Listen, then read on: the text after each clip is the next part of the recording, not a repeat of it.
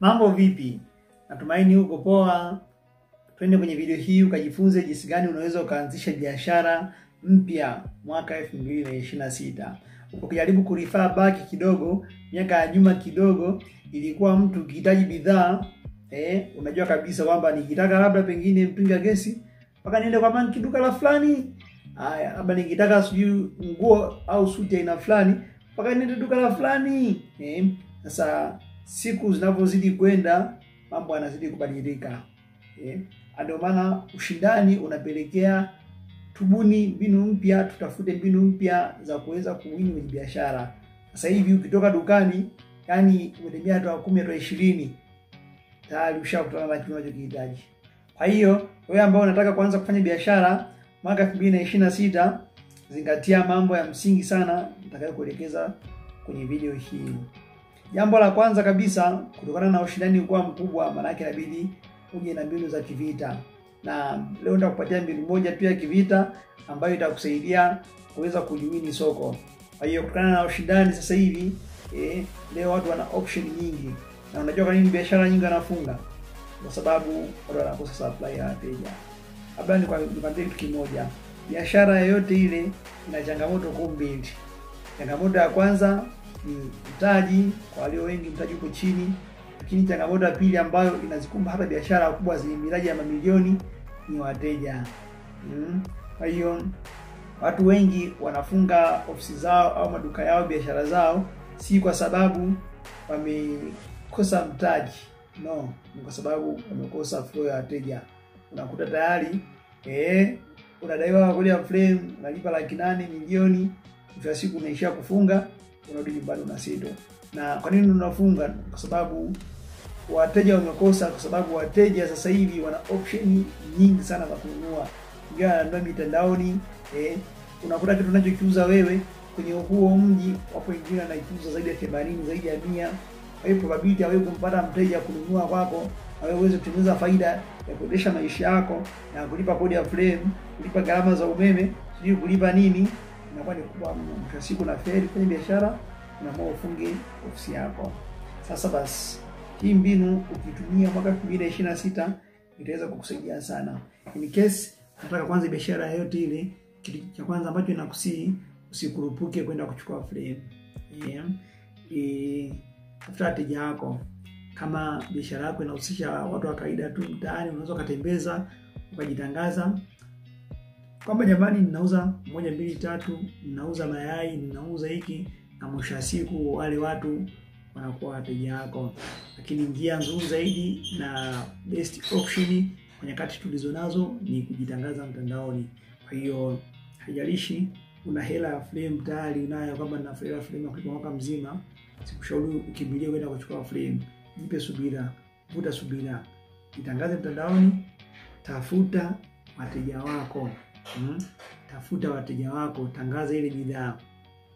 Lakini ukishakuwa umejitangaza mtandaoni, angalau sasa unaona una mzunguko wa wateja kufikia 50 hadi 100, basi hapo ndipo unyanyue nyayo wako uende ukatafute frame kwa ajili ya kufanya nini?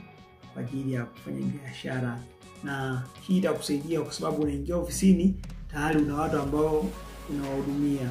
Kuliko wengi wananunua bidhaa au wanakuwa na huduma, afu ana hela kulipa kodi, anatafuta frame nzuri, anaweka kama decoration mengi. Ukifika pale umuulize kwa mwezi muuzia wateja ngapi, hana majibu. Utamuuzia watu 4, 5, 10. Sasa nadhani utaweza kulipa kodi, mwisho siku utafeli gharama za kuendesha ile biashara kama kufunga frame. Lakini what if mtu umepambana taratibu, umevuta subira. Kikubwa ni subira. Umevuta subira ndani ya miezi 6, ndani ya mwaka mmoja, umepambana mtandaoni kama winga.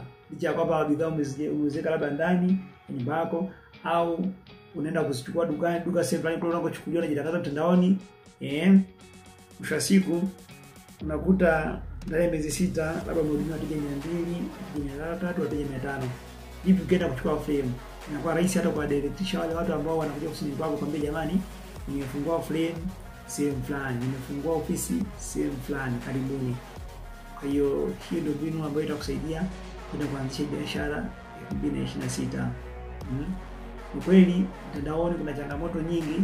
Mtandaoni either uwe content creator, yani ujenge brand yako muda mrefu, kutengeneza content kuhusu biashara yako, lakini either ujitangaze kupitia matangazo ya sponsored ads, kitu ambacho pia kinakuhitaji utumie pesa, lakini advantage ni kubwa kwa sababu inakupunguzia gharama nyingi.